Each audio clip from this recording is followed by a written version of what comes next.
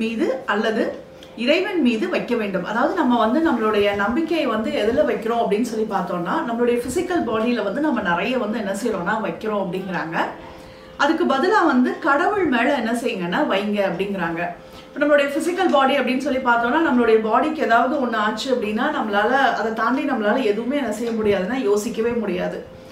நிறைய பேர் அப்படிதான் என்ன செய்வோம்னா இருப்போம். ஸோ அதை தான் இங்க என்ன செய்யறாங்கன்னா சொல்றாங்க. அப்ப அதை தாண்டி ஏன் வைக்க சொல்றாங்கன்னு பாத்தீங்கன்னா, என்பதை மரணம் நமக்கு கற்பிக்கின்றது.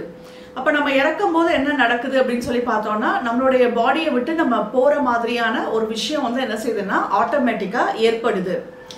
எனவே மரணம் நண்பன் ஆகும். அப்ப மரணத்தை வந்து என்ன சொல்றாங்கன்னு பாத்தீங்கன்னா, அது வந்து நம்மளுடைய ஃப்ரெண்டு அப்படின்னு சொல்லி என்ன செய்யறாங்கன்னா குறிப்பிடுறாங்க. ஏன்னா அதுதான் நம்மளுக்கு வந்து அந்த டிட்டாச்மெண்ட்டை வந்து என்ன செய்யுதுன்னா கத்துக் கொடுக்குது.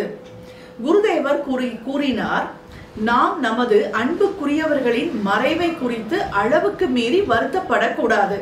நம்ம யூஸ்வலா என்ன செய்யறோம்னு பாத்தீங்கன்னா, நம்மளுக்கு நம்ம எல்லாருமே என்ன பண்றோம்னு பாத்தீங்கன்னா, நம்மளுடைய க்ளோஸான ஒரு பீப்புள் வந்து இறந்துட்டாங்க அப்படின்னா நம்ம என்ன செய்யறோம்னா ரொம்பவே என்ன செய்யறோம்னா வருத்தப்படுறோம்.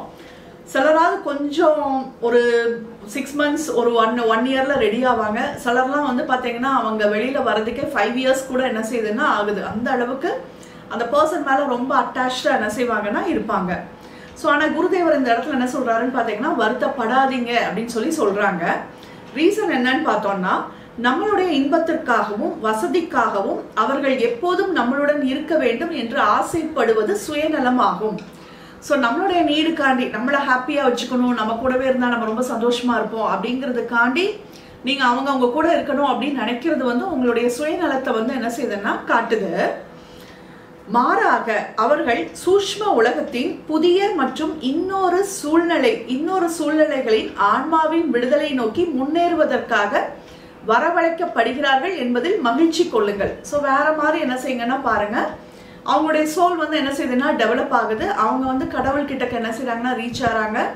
அதுக்கப்புறம் அவங்களுக்கு ஒரு புதிய பாடி கிடைச்சு அவங்க வந்து இவால்வ் ஆறதுக்கு ஹெல்ப்ஃபுல் நடக்குது அப்படின்னு சொல்லி என்ன செய்யறாங்கன்னா கொடுத்துருக்காங்க. இதை பத்தி சொல்லும் போது எனக்கு ஒரு விஷயம் ஞாபகத்துக்கு வருது. ஒரு பையன் வந்து பாத்தீங்கன்னா ஒரு யங்கேஜ் பாய், அவன் வந்து என்ன பண்ணிருக்கான்னு பாத்தீங்கன்னா சைக்கிள்ல ஸ்கூலோ காலேஜோ அவன் போயிருக்கான். போகும்போது வந்து பாத்தீங்கன்னா ஒரு டிராக்டர் வந்து அவனை இடிச்சு அவனுடைய பாடி வந்து நல்லா டேமேஜ் ஆயிடுச்சு. அப்ப அவன் ஹாஸ்பிட்டல்ல அவன் அட்மிட் பண்ணிருக்காங்க. அப்ப அவனுடைய சோல் போய் பாண்டிச்சேரி அன்னை இருக்காங்கல்ல, அப்ப பாண்டிச்சேரி அன்னை வந்து உடம்புல உயிரோட இருந்த டைம்.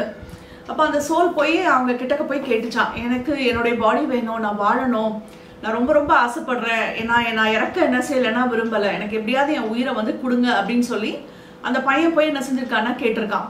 அப்ப மதர் வந்து பாண்டிச்சேரி அன்னை வந்து என்ன செஞ்சிருக்காங்கன்னு பாத்தீங்கன்னா அவங்க கிட்டக்க பேசியிருக்காங்க. இந்த பாரு, உன்னுடைய பாடி வந்து என்ன ஆயிடுச்சுன்னு பாத்தீங்கன்னா ரொம்பவே என்ன ஆயிடுச்சுன்னா டேமேஜ் ஆயிடுச்சு. இப்ப நான் உனக்கு உயிரை கொடுத்தா கூட நீ வாழணும்னு நினைக்கக்கூடிய ஆசைப்படக்கூடிய ஒரு லைஃபை வந்து என்ன செய்ய முடியாதுன்னா வாழ முடியாது.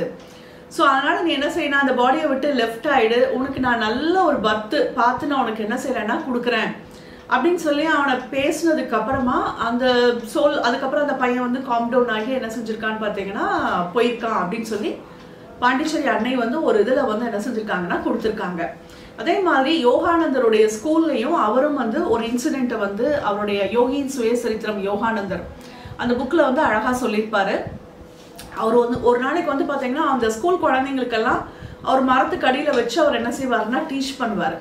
அவர் டீச் பண்ணும்போது பாத்தீங்கன்னா அப்பப்போ வந்து பாத்தீங்கன்னா அவருக்கு அந்த டிவைனுடைய கைடன்ஸ் வந்ததுன்னா அப்படியே நிஷ்டையில வந்து ஆழ்ந்த நிஷ்டைக்குள்ள அவர் வந்து என்ன செஞ்சிருவாருன்னா போயிடுவாரு. அப்போ அவர் வந்து பாத்தீங்கன்னா ஆடாம அசையாம அவர் அப்படியே என்ன செய்யறாருன்னா இருந்திருக்காரு. அப்போ ஒரு பையன் வந்து அவனுடைய லைஃப்பை பத்தி என்னுடைய ஃபியூச்சர் என்ன ஆகும்னு சொல்லுங்க அப்படின்னு சொல்லி திரும்ப என்ன செஞ்சிருக்கான்னா யோகானந்தர்கிட்ட கேட்டிருக்கான். அப்போ அவர் அந்த ஆழ்ந்த நிஷ்டையில இருக்கும்போது அவர் என்ன சொல்லியிருக்காருன்னு பாத்தீங்கன்னா, நீ விரைவில் இறந்துருவ அப்படின்னு சொல்லியிருக்காரு. சொன்ன உடனே அந்த ஸ்டூடெண்ட்ஸ் எல்லாமே என்ன ஆயிருக்காங்கன்னா அங்க இருந்த எல்லா ஸ்டூடெண்ட்ஸுமே ரொம்ப அதிர்ச்சி ஆயிட்டாங்க. இவரும் வந்து பாடிக்குள்ள வந்து என்ன செஞ்சுட்டாருன்னா வந்துட்டாரு. அதுக்கப்புறம் யோகானந்தர் ரொம்ப வருத்தப்பட்டிருக்காரு. ஐயோ நம்ம இந்த மாதிரி சொல்லிட்டோமே அப்படின்னு சொல்லி நினைச்சிருக்காரு. அதுக்கப்புறம் வந்து பாத்தீங்கன்னா அந்த பையன் வந்து யோகானந்தரை ரொம்ப சின்ன பையன் தான். அவன் வந்து பாத்தீங்கன்னா யோகானந்தரை அடிக்கடி அவருடைய ரூம்ல வந்து என்ன செஞ்சிருக்கான்னா திரும்ப இதே கொஸ்டினை கேட்டிருக்கான். நீங்க சொன்னது உண்மையா அப்படின்னு சொல்லி கேட்டிருக்கான். அப்போ யோகானந்தருக்கு வந்து பதிலே சொல்லாம என்ன செஞ்சிருக்காருன்னா இருந்திருக்காரு. அப்போ அந்த பையன் வந்து ஒரு ப்ராமிஸ் வந்து யோகானந்தர் கிட்டக்க வாங்கியிருக்கான். ஒருவேளை நான் இறந்துட்டேன் அப்படின்னா நீங்க வந்து பழையபடியும் என்னுடைய சோலை வந்து எனக்கு தெரியாது, நீங்க என்ன பண்ணுவீங்கன்னு எனக்கு தெரியாது, திருப்பியும் நான் என்ன செய்யணும்னா உங்க கிட்டக்க தான் நான் வரணும், நான் எங்க பிறந்தாலும் சரி நான் திருப்பி பழையபடியும் உங்க கிட்டக்க வந்துடணும், எனக்கு அதுக்கு மட்டும் நீங்க எனக்கு என்ன செய்யுங்கன்னா எனக்கு ப்ராமிஸ் பண்ணுங்க அப்படின்னு சொல்லி அந்த பையன் கேட்குறான். கேட்ட உடனே யோகானந்தரும் அவனுடைய ரொம்ப சொல்லி கேட்டுட்டே இருக்கும் போது அவரால் மீற முடியல. அவரும் வந்து அந்த வாக்குறுதியை வந்து என்ன செஞ்சிடறாருன்னா கொடுத்துட்றாரு. அதுக்கப்புறம் அவரை வந்து என்ன சொல்றாரு அப்படின்னு சொல்லி பார்த்தீங்கன்னா, அந்த பையனை நீ அந்த டேஸ் வந்து நெருங்குது. அப்போ யோகானந்தருக்கு தெரிய வருது. அப்போ யோகானந்தர் வந்து பார்த்தீங்கன்னா அவர் வெளியூர் போக வேண்டிய நெசசிட்டி வருது. அப்போ அந்த பையனை கூப்பிட்டு சொல்றாரு, எக்காரணத்து கொண்டும் இந்த ஆசிரமத்தை விட்டு மட்டும் என்ன செஞ்சிடாதுன்னா வெளியில போயிடாத அப்படின்னு சொல்லிட்டு போயிருக்காரு. அங்க இருக்கிற ஆபீஸ்லயும் என்ன செஞ்சிருக்காருன்னா சொல்லியிருக்காரு, இந்த பையனை எக்காரணத்தை கொண்டும் ஆபீஸை விட்டு என்ன இதை விட்டு காம்பவுண்டை விட்டு வெளியில அனுப்பிடாதீங்க அப்படின்னு சொல்லிட்டு அவர் யோகானந்தர் போயிட்டாரு. இவர் ஊருக்கு போயிட்டு திரும்பி வந்து பாக்குறாரு. திரும்பி வந்து பார்க்கும்போது அந்த பையன் இல்லை. அப்போ யோகானந்தர் வந்து என்ன நடந்தது அப்படின்னு சொல்லி கேட்கிறாரு. அந்த பையனுடைய அப்பா வந்திருக்காரு. வந்து கண்டிப்பா அந்த பையனை நான் ஊருக்கு கூட்டிட்டு போவேன்னு சொல்லியிருக்காரு. நாங்க எல்லாரும் எவ்வளவோ சொன்னோம், ஆனா வந்து அவங்க அப்பா வந்து என்ன செய்யவே இல்லைன்னா கேட்கவே இல்லை. அந்த பையனை எவ்வளவோ அழுதான், கேட்கல. ரொம்ப கதற என்ன செஞ்சுட்டாங்கன்னா கூட்டிட்டு போயிட்டாங்க. உடனே இவர் யோகானந்தர் என்ன செய்யறாருன்னு பாத்தீங்கன்னா வேகமா அவருடைய அந்த பையனுடைய வீட்டுக்கு போறாரு. என்ன நடந்ததுன்னு சொல்லி பார்த்தா அந்த பையன் வந்து இறந்துட்டான் அப்படிங்கிற விஷயம் வந்து அவங்க அப்பா வந்து அழுகிறாரு. அவன் எவ்வளவோ வரமாட்டேன்னு சொன்னான், நான் தான் வலுக்கட்டாயமா என்ன செஞ்சேன்னா கூட்டிட்டு வந்துட்டேன் அப்படின்னு சொல்லி அவர் ரொம்ப ஃபீல் பண்றாரு, அழுகிறாரு. அதுக்கப்புறம் யோகானந்தர் வந்து ப்ராமிஸ் பண்ணியிருக்காரு அந்த பையன் கிட்டக்க, நான் வந்து எப்படி ஆனாலும் உன்னுடைய சோலை வந்து நான் பழையபடி என்கிட்டக்கே நான் வந்து திருப்பி கூட்டிட்டு வருவேன்னு. அப்போ அந்த பையன் வந்து எங்க பறந்துருக்கான் அப்படின்னு சொல்லி பாக்குறதுக்கு அது பயங்கர ஒரு ரொம்ப டஃப்பான விஷயம் அப்படிங்கிறத நம்ம அந்த புக்கை படிக்கும் போது தான் தெரிஞ்சது. அப்போ யோகானந்தர் வந்து டெய்லி மெடிடேட் பண்ணிட்டு அப்படியே அந்த சோல்கள் இருக்கக்கூடிய வேர்ல்டை வந்து என்ன செய்யறாருன்னா பாக்குறாரு. அதுல வந்து பாத்தீங்கன்னா நிறைய குட்டி குட்டி, இப்ப நம்ம எப்படி ஸ்கைல வந்து நட்சத்திர கூட்டங்கள் பாக்குறோம், அதே மாதிரி அந்த சோல்ஸ் கூட்டம் வந்து பாத்தீங்கன்னா அப்படியே நிறைய குட்டி குட்டி நட்சத்திரமா என்ன செய்யுதுன்னா இருக்கு, குட்டி குட்டி ஸ்டார்ஸா இருக்கு.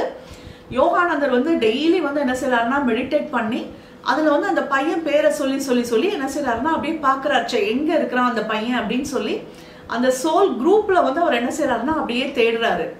கிட்டத்தட்ட ரொம்ப மந்த்ஸ் அவர் வந்து என்ன செய்யறாருன்னா அதிகமா முயற்சி பண்றாரு. அதுக்கப்புறம் வந்து பாத்தீங்கன்னா அவருக்கு வந்து ஒரு சைன் வந்து கிடைக்குது, அந்த சோலோடைய அந்த மூவ்மெண்ட் கிடைச்சோன்னா அவருக்கு ரொம்ப சந்தோஷமா இருக்கு. அவன் வந்து ரெஸ்பாண்ட் பண்றான் அப்படிங்கறது அவருக்கு தெரிஞ்சிருச்சு. இப்போ அந்த சோலை வந்து என்ன செய்யறாருன்னா பிறக்கிறதுக்கு வந்து என்ன செய்யறாருன்னா அவர் அந்த பையன் ரெஸ்பாண்ட் பண்ணோன்னா அவர் பிறக்கிறதுக்கு வந்து என்ன செய்யறாருன்னா வைக்கிறாரு, அந்த பையன் திரும்ப பிறக்கிறதுக்கு. இப்போ அந்த பையன் வந்து பிறக்கிறதுக்கு உண்டான விஷயம்லாம் அவருக்கு புரிஞ்சிருச்சு, அவன் பூமிக்கு வந்துட்டான் அப்படிங்கறதெல்லாம் தெரிஞ்சு இப்போ வந்து அவன் பிறந்துட்டான், ஒரு இடத்துல பிறந்துட்டான் அப்படிங்கிறதும் யோகானந்தர் கண்டுபிடிச்சிட்டாரு. இப்போ எந்த இடம் அப்படிங்கிறத அவர் என்ன செய்யணும்னா கண்டுபிடிக்கணும். அப்போ அவர் என்ன பண்றாருன்னு பாத்தீங்கன்னா ஒரு தடவை கப்பல்லையா எங்கன்னு எனக்கு கரெக்டா தெரியல, அவர் போகும்போது ஒவ்வொரு திசையா பார்த்து அவர் என்ன செய்யறாருன்னா அந்த பையன் பேரை சொல்லி அப்படியே அந்த இதை வந்து வைப்ரேஷனை வந்து செக் பண்ணிட்டு இருக்காரு. அப்ப கரெக்டா வந்து பாத்தீங்கன்னா ஒரு திசையில வந்து அந்த வைப்ரேஷன் வந்து கிடைச்ச உடனே அந்த திசையை நோக்கி அவர் என்ன செய்ய சொல்றாருன்னா போக சொல்றாரு. திருப்பி அவர் அங்க போறாரு. ஒரு பெரிய ஒரு மார்க்கெட் மாதிரி ஒரு சந்தை வருது, அந்த சந்தை கிட்டக்க அவர் போறாரு. போயிட்டு பழையபடியும் அதே நேம வந்து என்ன செய்யறாருன்னா அப்படியே சொல்ல வந்து பாத்தீங்கன்னா திருப்பியும் வந்து பாத்தீங்கன்னா அந்த வைப்ரேஷன் எங்க கிடைக்குதோ அந்த வீட்டு முன்னாடி போய் நின்று பெல் அடிக்கிறாரு. பெல் அடிச்சோன்னா ஒரு ஆங்கிலோ இந்தியன் வீடு அந்த மாதிரி ஏதோ ஒரு வீடு, அந்த வீட்டுல இருந்து ஒரு வேலை செய்யற அம்மா வந்து கதவை திறக்கிறாங்க. திறந்த உடனே அவர் சொல்றாரு, இந்த வீட்டுல வந்து இந்த மாதிரி ஆண் குழந்தை இந்த மாதிரியான ஒரு மச்சத்தோட பிறந்திருக்கோம், பிறந்து இத்தனை நாள் தான் ஆகுது, அவங்களுடைய பேரண்ட்ஸை நான் பார்க்கணும் அப்படின்னு சொல்றாரு. சொன்ன உடனே இவங்க இவ்வளவு டீட்டெயில்ஸ் சொன்ன உடனே அவங்க பேரண்ட்ஸ் வந்து என்ன செய்யறாங்கன்னா பாக்குறாங்க. அப்ப யோகானந்தர் போய் சொல்றாரு, இந்த மாதிரி இந்த குழந்தை வந்து இந்த ஆசிரமத்துக்கு என்ன செய்யணும்னா வரணும், இந்த பையன் வளர்ந்ததுக்கு அப்புறம் நீங்க வந்து இந்த ஏஜ்ல இருந்து கொண்டு வந்து என்ன செஞ்சிருங்கன்னா இந்த ஆசிரமத்துல விட்டுருங்க, அவனுடைய பாஸ்ட் இதெல்லாம் அப்படின்னு சொல்றாரு. அந்த பேரண்ட்ஸ் வந்து ரொம்ப ஹாப்பியா சந்தோஷமா கண்டிப்பா நாங்க பண்றோம் அப்படின்னு என்ன செய்யறாங்கன்னா சொல்றாங்க. ஸோ அப்போ வந்து பாத்தீங்கன்னா அவர் வந்து ஒரு கமிட்மெண்ட் எடுக்கும் போது எவ்வளவோ தூரம் அவர் வந்து அதுக்காண்டி ஒர்க் பண்ணியிருக்காரு அப்படிங்கிறத அதை படிக்கும் போது ரொம்ப அழகா என்ன செய்ய முடியுதுன்னா புரிஞ்சுக்க முடியுது. ஸோ அப்போ வந்து இதெல்லாம் என்ன செஞ்சிருக்காங்கன்னா சொல்லியிருக்காங்க. அப்போ நம்ம வந்து ஒரு முன்னேறதுக்கு உண்டான ஒரு பாதை வந்து நம்மளுக்கு வந்து என்ன செய்யுதுன்னா கிடைக்குது நம்ம இந்த பாடியை லெஃப்ட் பண்ணும்போது. அடுத்து வந்து பாத்தீங்கன்னா பெரும்பாலான மனிதர்களை பிரிவின் துயரம் சிறிது காலம் அழ வைக்கிறது. அப்ப நம்ம நெருங்கிய உறவுகள் பீப்புள் வந்து பாடியை லெஃப்ட் பண்ணிட்டாங்கன்னா நம்ம என்ன செய்வோம்னு பாத்தீங்கன்னா சிலர் வந்து கொஞ்ச நாளைக்கு வந்து என்ன செய்யறாங்கன்னா அழுகுறாங்க, பிறகு அவர்கள் மறந்து விடுகிறார்கள். அப்புறம் அவங்க அப்படியே என்ன செஞ்சிடறாங்கன்னா மறந்துடுறாங்க. ஆனால் ஞானிகள் மறந்துவிட்ட தன் அன்புக்குரியவர்களை இறைவன் இதயத்தில் நாட ஊந்தப்படுவதை உணர்கிறார்கள். ஆனா சாதாரண பீப்புளுக்கும் ஞானிகளுக்கும் என்ன வித்தியாசம் அப்படின்னு சொல்லி பார்த்தோம்னா, ஞானிகளுக்கு அழகா புரியுது அந்த சோலோடைய வளர்ச்சிக்காண்டி தான் அது என்ன செய்யுதுன்னா இந்த பாடியை லெஃப்ட் ஆயிட்டு வேற ஒரு பாடிக்கு போகுது அப்படிங்கிறது என்ன செய்யுதுன்னா தெரியுது. அப்ப அவங்க என்ன செய்யறாங்கன்னு பாத்தீங்கன்னா அதை அலோ பண்றாங்க, அது போய் டிவைன் கிட்டக்க போய் அது வளர்ச்சியை நோக்கி போகுது அப்படிங்கறத என்ன செய்யறாங்கன்னா அழகா புரிஞ்சுக்கிறாங்க. அன்னை வந்து அழகா கொடுத்துருப்பாங்க, பாடி ரொம்ப வீக் ஆயிடுச்சு அப்படின்னா அதால அதுக்கு மேல அந்த பாடியில என்ன செய்ய முடியாதுன்னா இருக்க முடியாது, இருந்தாலும் அது பெரிய துன்பத்துக்குள்ளதான் என்ன செய்யும்னா ஆளாகும். அப்ப அது பாடியை லெஃப்ட் பண்ணிருச்சு அப்படின்னா அதுக்கு வேற நியூ பாடி கிடைக்கும். அப்ப அது போய் ஹாப்பியா என்ன செய்யும்னா இவால்வ் ஆறது ஈஸியா என்ன செய்யும்னா இருக்கும். நம்மளே பீப்புளே என்ன செய்ய சொல்லுவாங்கன்னு பாத்தீங்கன்னா, ஒரு பர்சன் வந்து ரொம்ப ரொம்ப ஒஸ்டா ஐசியூல எல்லாம் ரொம்ப இதா இருந்தாங்க அப்படின்னா, ரொம்ப சிரமமா ஆயிட்டாங்க அப்படின்னா அவங்கள விட்டுரு அப்படின்னு சொல்லி என்ன செய்வாங்கன்னா மதர் வந்து அப்படிதான் பிரார்த்தனை பண்ண சொல்லுவாங்க. அவங்க பெயின் சஃபரிங்ஸ் இல்லாம நல்லபடியா அவங்க பாடியை விட்டு போகட்டும் அப்படின்னு சொல்லி என்ன செய்ய சொல்லுவாங்கன்னா ப்ரேயர்ஸ் பண்ணிக்கோ அப்படின்னு தான் என்ன செஞ்சிருப்பாங்கன்னா கொடுத்துருப்பாங்க. அந்த பாடிக்குள்ளேயே இருந்து சிலர்லாம் என்ன செய்வாங்கன்னு பாத்தீங்கன்னா ரொம்ப ஏஜ்டு பர்சனா இருப்பாங்க, ஆனா அந்த பர்சனை அவங்களுக்கு விடுறதுக்கு இஷ்டம் இருக்காது. பட் அந்த ஹாஸ்பிட்டல்ல வந்து பாத்தீங்கன்னா நிறைய ட்ரீட்மெண்ட்ஸை வந்து என்ன செய்வாங்கன்னா கொடுப்பாங்க. அப்ப அந்த பாடியும் ரொம்ப கஷ்டப்படும், அந்த சோலும் அதனால என்ன செய்யும்னா ரொம்ப கஷ்டத்தை வந்து என்ன செய்யும்னா அனுபவிக்கும். ஸோ அப்ப அதெல்லாம் வேண்டாம் அப்படின்னு சொல்லி என்ன செஞ்சிருப்பாங்கன்னா மதரும் என்ன செஞ்சிருப்பாங்கன்னா அதை பத்தி சொல்லியிருப்பாங்க. ஸோ அப்ப அதை நம்ம புரிஞ்சுக்கிட்டோம் அப்படின்னா நம்ம என்ன செய்வோம்னு பாத்தீங்கன்னா ஈஸியா அந்த பர்சனை நம்மளால என்ன செய்ய முடியும்னா லீவ் பண்ண முடியும். ஸோ அதை நம்ம தெரிஞ்சுக்கலாம். அடுத்து அவற்றை முடிவுடைய வாழ்க்கையின் பக்தர்கள் எவற்றை இழக்கிறார்களோ அவற்றை முடிவற்றவரிடம் மீண்டும் காண்கிறான். நம்ம என்னெல்லாம் நம்ம லைஃப்ல வந்து இழக்கிறோமோ அதெல்லாம் கடவுள் கிட்டக்க இருந்து பழையபடியும் என்ன செய்யுதுன்னா திருப்பியும் வருது அப்படிங்கிறத கொடுத்திருக்காரு.